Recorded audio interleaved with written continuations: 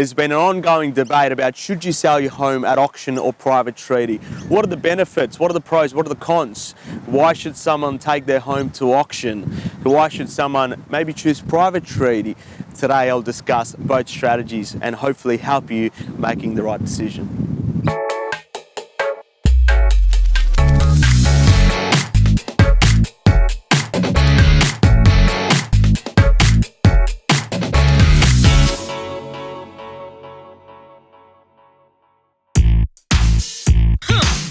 So first I'm going to talk to you about auctions today.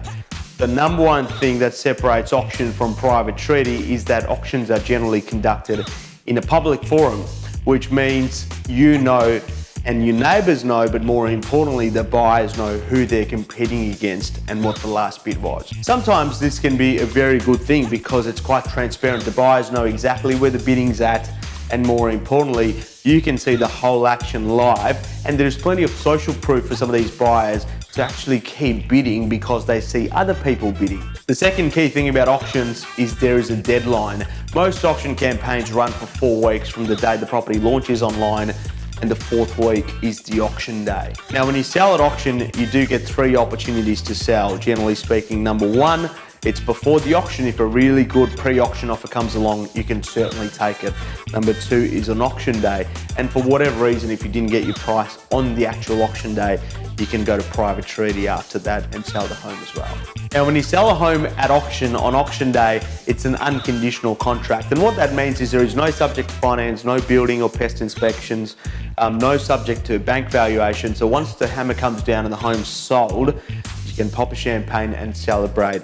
More importantly, there is no 3 business day cooling off period as well. Lastly, with an auction, the owner chooses a reserve price. The home cannot sell below that reserve price. So once you've set a reserve, which can be changed by you during the auction or before the auction or after the auction, but once the reserve has been set, generally speaking, the agent and the auctioneer are trying to work upwards from there to get you a result that's generally above your asking price. Something else to note about private treaty.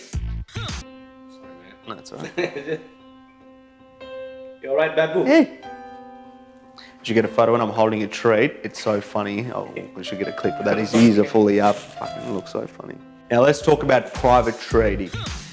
A few things to remember about private treaty. Number 1, when you're selling a home by private treaty, you generally have either a price range or a set price.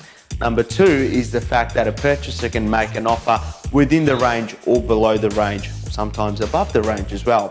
But a lot of the offers will be conditional, which means they may be subject to finance for 2 weeks, subject to a building and pest inspection or any other terms. Something else to remember about a private treaty is there is no deadline. Now, I know some agents do a closing date sale, which is a variation of a private treaty and does put a deadline to it to some degree.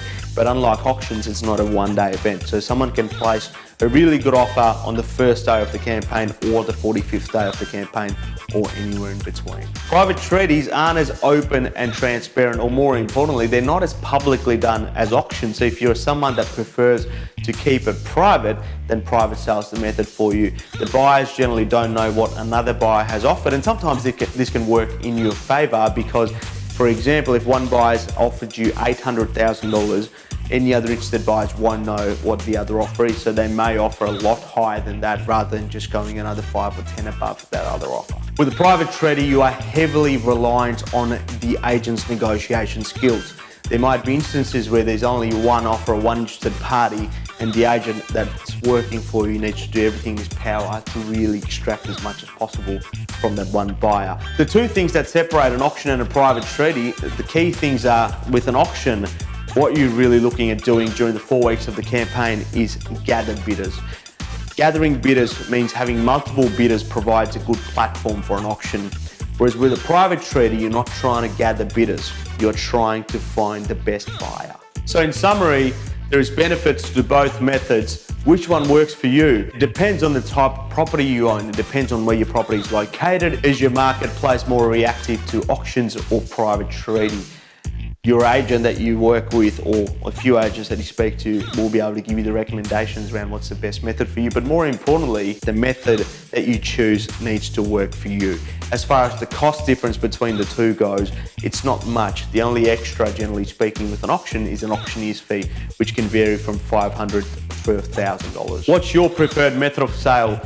Comment below in the comment section and let us know. If you know any friends or family that you think may benefit by watching this video, please tag them or share the video. Don't forget to subscribe to our Facebook and YouTube channel for more videos like this one, and watch the space for the next video, which I'm going to make about why do we end up paying more at auctions.